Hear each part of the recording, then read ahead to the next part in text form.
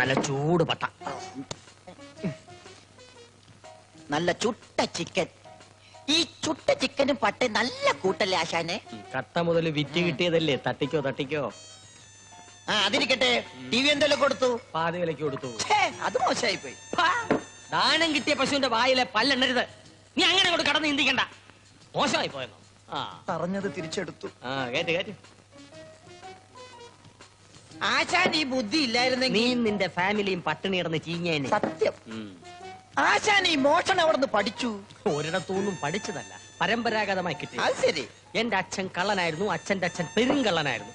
പകല് തെങ്ങിക്കയറ്റം, രാത്രി വീട്ടിൽ കയറ്റം. ഇടക്കിടക്ക് പോലീസ് സ്റ്റേഷനിൽ അവര് മരിക്കുന്നത് വരെ പോലീസിനൊന്ന് തൊടാൻ പോലും കഴിഞ്ഞില്ല. അതെന്താ ആശാന്? നാട്ടുകാര് തല്ലിക്കൊന്ന് കുഴിച്ചു മൂടി. അപ്പൊ ഒരു റോബറിംഗ് ഫാമിലി ആയിരുന്നു. പറ്റിയ ആളുടെ അടുത്ത് തന്നെ ഞാൻ വന്ന് പെട്ടത്. നമ്മളുടെ അവസാനമൊക്കെ ഇങ്ങനെ തന്നെ ആയിരിക്കും. പറഞ്ഞു പേടിപ്പിക്കടാ. പേടിയാണെങ്കിൽ പഠിക്ക് നിക്കരുത് ആശാനെ. എന്നെ ഏൽപ്പിക്ക്. മോഷണം ഞാൻ കാണിച്ചടാ പുല്ലേ.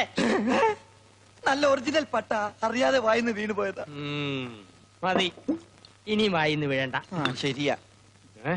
കള്ളന് കഞ്ഞി വെച്ച തെണ്ടി.